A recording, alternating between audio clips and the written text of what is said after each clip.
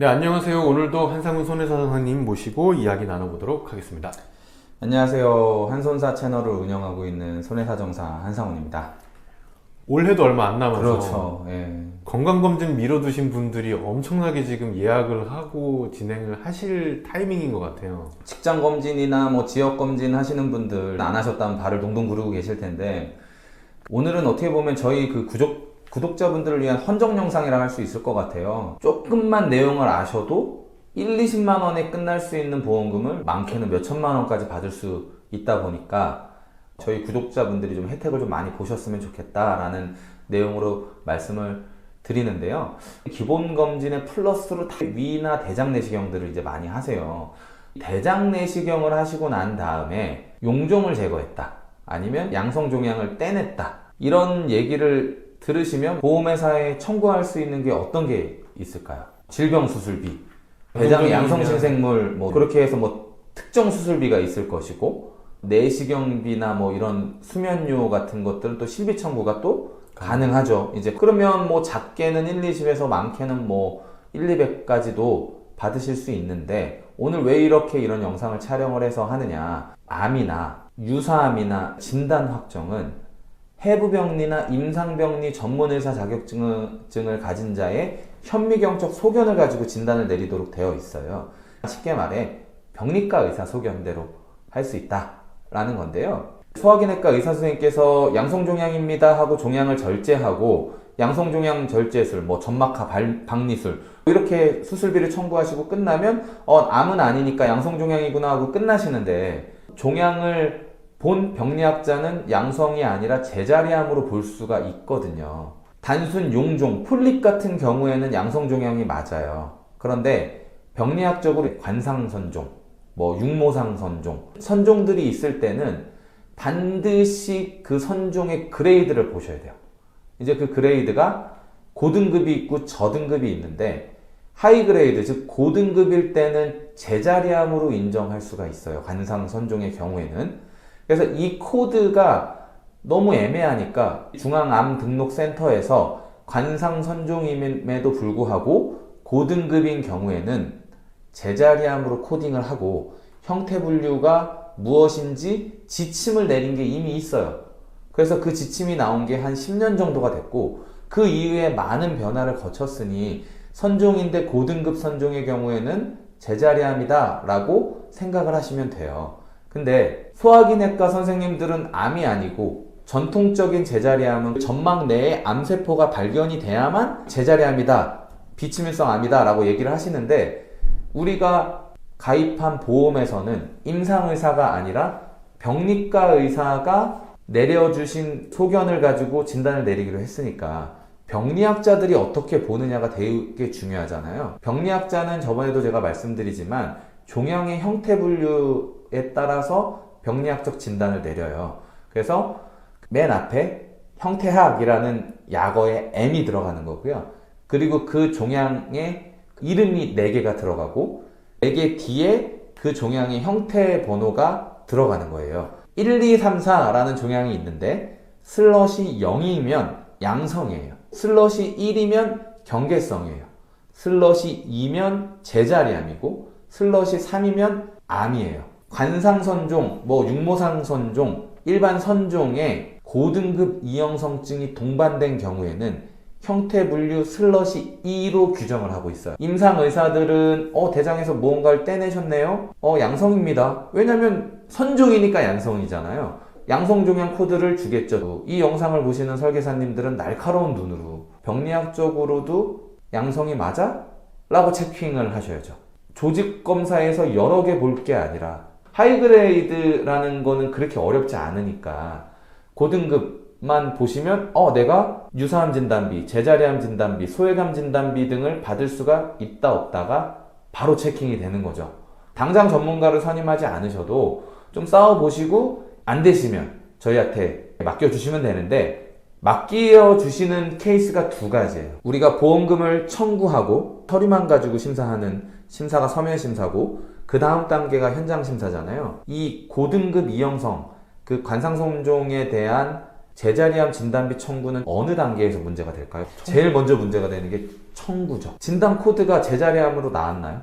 안 나왔잖아요. 양성종양이라고 하고 있고 나는 병리학적인 제자리암이다라고 주장을 하셔야 되는 거니까 임상 의사한테 가가지고 이거 코드 바꿔주세요 하면 의사가 네 제가 코드 잘못 내렸습니다 이러겠어요? 말도 꺼내시면 안 돼요. 진단서 제출하라고 하니까 진단서랑 조직검사 결과지 제출해야 되잖아요. 그럼 진단서에 제자리암으로 안 들어가 있죠. 양성종양이 있으니까 어디서 거절하겠어요? 접수 단계에서 저희한테는 양성종양 수술비 없으신데요? 뭐 양성종양 진단비 없으신데요? 이 사람 왜 청구했지? 하고 반려가 돼요. 야 이거 병리학적 제자리암이야 라고 소비자는 뭘 하시겠어요? 말만 하시겠죠. 네 알겠습니다 접수해 드릴게요 하지 않겠죠. 접수 단계에서 그냥 반려가 되실 수가 있어요. 쉽게 말해 이게 형태학적 분류기호 /2다. 이건 병리학적 진단을 내려야 된다. 세계보건기구, 중앙암등록본부, 한국표준질병 4인 분류에서도 암으로 보고 있다. 코드 잘못 내린 거다라고 소비자분들이 입증할 수가 있죠. 접수 잘 해줘서 1차 서면심사 들어가면 나올 수 있는 게 이거예요. 코드 바꿔오시면 저희가 드릴게요. 이렇게도 나오는데 코드 누가 바꿔주냐고요. 그래서 첫 번째는 이제 청구 단계에서 문제가 되는 경우가 있고요. 두 번째는 이건 반드시 맡기셔야 되는 케이스인데 국소적으로 확인이 되는 경우. 고등급 이형성증이 하이그레이드가 이 종양 전반적인 게 아니라 아주 국소적인 거. 포칼. 아주 지역적인 부분에만 고등급이 보이는 거예요. 이 포칼 하이그레이드와 관련해서는 병리학자들 사이에서도 의견이 분분해요. 나는 이거 그래도 국소적이어도 이건 제자리암이라고 본다. 아니다. 이건 국소적이기 때문에 양성종양이다. 이렇게 싸우는 거예요. 포칼인 경우에는 병리학자들끼리의 병리학적 소견이 달라서 발생하는 거죠. /2를 하고 있긴 하지만 그게 포칼인지 아닌지는 세부적으로 구분하고 있지가 않기 때문에 보험회사 입장에서는 보험금을 부지급할 수 있는 의학적인 근거가 조금이라도 있으면 주장을 하겠죠. 어디 회사를 얘기 드릴 수는 없는데 포칼이면 돈을 지급하지 않는 회사들이 꽤 많이 늘어나고 있는 추세예요. 그 포칼은 병리 선생님들의 재량인가요? 재량인 거보다는 병리 선생님들의 의견이 지금 달라지고 있는 거니까 이게 정말로 제자리암인지 아니면 양성종양인지 이걸 지금 구분하자는 게 아니잖아. 우리는 돈을 받아야 되잖아. 그럼 돈을 받으려면 보상 실무를 알아야 되잖아요. 보상 실무에서 이거 어떻게 해결이 될까요? 포칼은 보험사에서 주장할 수 있는 절차가 한 가지밖에 없어요. 의료자문. 당연하죠. 그 슬라이드 떼가지고 의료자문 가봅시다 라고 얘기하겠죠. 보험약관에서는 병리학적 진단을 우선한다고 했으니까 병리학적 진단을 우선해야 되잖아요. 그럼 병리학적 진단이 제자리암으로 볼 수 있는 게 있다면 양성종양 코드가 나왔더라고 하더라도 이렇게 해야죠. 제가 예전 영상에서도 얘기를 드렸던 건데 방광암에 대해서 한번 찍었잖아요. 방광암의 90% 이상은 표재성 방광암이라서 비뇨기과에서 C코드를 줘도 병리학적으로 D코드인 거잖아요. 지금 이 케이스와 반대잖아요.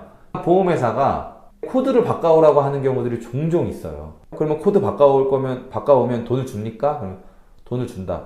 공문으로 좀 보내주십시오. 공문을 받아요. 방광암 건이 새로 생기면 그 공문을 보여주는 거죠. 너네 코드대로 돈 준다며. C코드 나왔으니까 그럼 방광암 일반암으로 돈 줘야지. 이런 주장이 또 형성이 되는 거잖아요. 근데 이런 것들은 저희 같은 사람들이 아니까 보험사랑 얘기를 하면서 이 분쟁을 진행하는데 소비자분들은 사실 힘들게 접수가 됐다 하더라도 보험사에서 코드 얘기를 하거나 병리학적인 이런 그 소견에 대해서 얘기를 해버리면 소비자분들은 사실 할 말이 없죠. 반드시 청구하기 전에 판단을 하세요. 내가 할 건지 전문가 도움을 받아서 하실 건지 판단에 대한 내용은 반드시 조직검사 결과를 토대로 해보셔야 된다. 우선은 용종을 뗐다 싶으면 조직검사 결과지를 발급받아서 하이그레이드는 뭔가 이거는 큰 거를 노려볼 수 있다 그렇죠. 생각을 할 수 있고 그렇죠. 거기서 만약에 앞에 포칼까지 들어가 있으면 그거는 무조건 전문가를 찾아야 되는 게 맞고 하이그레이드로 자기가 한번 해봤는데 청구 단계에서 반려가 돼버렸다. 그러면 이제 입증부터 들어가야 되잖아요. 대신 청구권을 행사했다라는 건 그 자료를 다시 되돌이킬 수 없다는 걸 의미하니까 판단을 하셔야죠. 내가 한번 해보겠다. 아니면 전문가한테 의뢰를 해보겠다라는 걸 청구하기 전에 반드시 심사숙고 하셔가지고 적어도 전문가한테 이제 도움을 받아야지 했는데 이미 막 보험사랑 싸울 거 다 싸우고 감정 싸움 다 생겨가지고 안 되는 경우가 돼버리면 이거는 어떤 자료를 내도 안 되는 경우들이 많거든요. 내공이 좀 있으시면 하이 그레이드까지만 있으면 본인들이 진행하셔도 되고. 그렇죠. 네. 경험들이 많이 있으신 분들이 있잖아요. 보험회사랑 분쟁도 해보셨고, 뭐 예전에 설계사도 해보셨고, 뭐 이런 경우라고 한다면 본인이 하셔서 하면 되겠죠. 근데 그게 아니라면 이거 제자리함이잖아요. 얘기를 해놓고 이래서 제자리함이에요 라고 할 수 있는 자료가 본인 손에 없다면 맡기시는 게 맞다. 이제 검진을 많이 하실 시기가 됐으니 용종이나 선종을 안 떼시는 분들이 건강하시겠지만 제거를 하신 분들은 반드시 이런 영상을 좀 보셔가지고 첫 번째로 그냥 놓치지 좀 마시고 뭘 떼냈다고 하면 조직검사를 일주일이나 열흘 뒤에 가셔가지고 꼭 받으셔야 돼요. 그러니까 이 영상을 보시는 설계사님들 실비 청구 이렇게 해주시는데 건강검진 해가지고 해서 이거 질병 수술비 받고 내가 실비해서 뭐 치료 목적이니까 실비도 받게 해줄게 이게 아니라 제자리암 진단비 요즘 1,000만 원, 2,000만 원도 하잖아요. 그거 한 번 받아주면 끝나는 문제잖아요. 조직검사 결과지를 먼저 검토하는 버릇을 가지시고요. 그걸 봤을 때 대장이 됐든 위가 됐든 고등급이 있으면 이건 무언가가 잘못된 거예요. 고등급 이형성증에 대해서만 얘기했는데 저희가 췌장도 마찬가지고요. 여러 가지에서 병리학적 등급을 매겨요. 등급을 왜 매기겠어요? 위험하니까 매기는 거잖아요. 영업하시는 것도 중요하겠지만은 결국 소비자는 보험금 한 번 더 받는 걸 좋아하니까 자기가 모르는 보험금을 찾아준 거에 대한 거는 100% 전문가로 낙인이 되거든요. 그러니까 그 중에 가장 쉬운 게 여성분들 자궁암 검진 하잖아요. 그 부분하고 대장 내시경. 유사암 쪽은 면책 기간이 없는 경우도 많아서. 그럼요. 그러니까 어떻게 해야 돼? 건강검진 받으러 간다 그러면 보험 가입하고 전날 가라. 가입하고. 네. 90일 면책 조항이 없으니까. 그래서 저는요, 현명하다고 봐요. 보험을 이용한다? 아니요. 그렇게 해서 가입을 하나라도 하면 보험사 입장에서는 나오면 돈을 주고 그 이후에 그만큼 보험료로 받아갈 거 아닙니까? 보험회사도. 막말로 쫄리면 면책 기간을 넣든가. 예. 그런 것들을 알려주고 제공하는 게 설계사분들의 일이잖아요. 건강검진을 하시면 영상을 찍었다, 뭐 조직을 검사했다 이러면 반드시 그 검사 결과지를 보시고 판단을 다시금 해보시는 게 이 영상의 취지죠. 제가 뭐 건강검진, 뭐 용종 제거, 뭐 선종 뭐 이런 얘기는 했지만 고등급의 검사를 하셨으면 결과지를 항상 요청을 하세요. 그래서 그 결과지를 저희 같은 분들하고 상담을 하시거나 아니면 인터넷 조금만 찾아봐도 나올 수 있으니 그런 부분들만 해도 이미 영업력이 확장이 많이 될 거라 생각이 들거든요.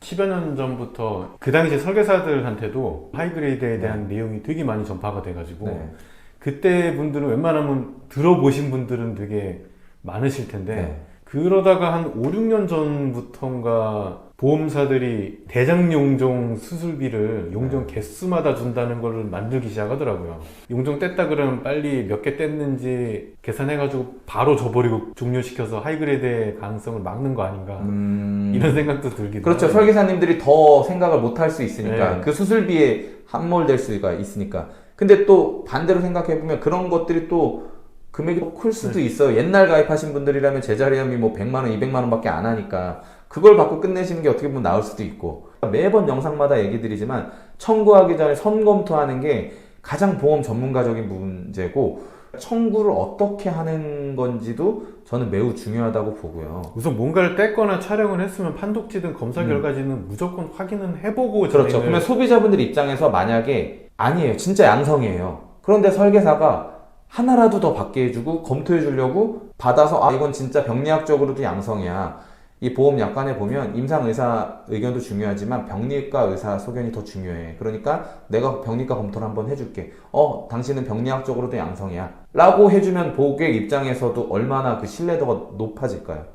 이런 분들이 많아요. 설계사분들 중에 저한테 얘기 안 하시고 바로 청구하셔서요. 막 이게 뭐 어떻게 핸들링이 안 됐어요. 이렇게 얘기하시는 분들이 있는데 그만큼 저는 신뢰를 주지 못한 거 아닌가. 그런 부분들로 신뢰를 주셨으면 고객이 귀찮게라도 해요. 그런 것들이 생길 때 그게 영업이라고 저는 생각이 들거든요. 고객분들도 웬만한 건 본인들이 앱으로 바로 하려고 해도 막상 뭔가 행위를 했으면 설계사한테 먼저 물어보는 경우가 되게 많더라고요. 그렇죠. 이분한테 물어보면 내가 모르는 무언가를 얘기해 줄 거야 라는 기대가 있으신 분들은 그렇게 해요. 설계사분들도 사실 뭘 검토해야 될지 모르겠으면 그냥 발생한 서류는 다 보내주세요라고 하는 게 나을 수도 있겠네요. 그렇죠. 다시 고등급 이형성증으로 돌아와서 고등급 이형성으로 2차 병원이나 1차 병원에서 했어요. 근데 이 소화기내과 의사는 조금 더 위험성을 높게 판단해서 대학병원을 가봐라 할 수도 있잖아요. 근데 대학병원 갔는데 거기선 고등급이 안 나올 수도 있잖아요. 그럼 대학병원 간 거를 보험사에 알려야 되나 안 알려야 되나? 안 알려야 되죠. 그러면 그런 것들은 다 펼쳐놓고 어떤 게 유리하지? 뭐부터 내지? 이렇게 생각하는 게 전문가잖아요. 청구가 중요한 게 아니라 보험금 받는 게 중요한 거니까 검사 결과 검토 먼저 하시고 꼭 그렇게 좀 하셨으면 좋겠네요. 이 건강검진을 몰려서 하시는 분들이 굉장히 많을 텐데 이 영상이 많은 도움이 되셨으면 좋겠습니다. 네, 오늘도 한상훈 손해사정사님 감사합니다. 감사합니다.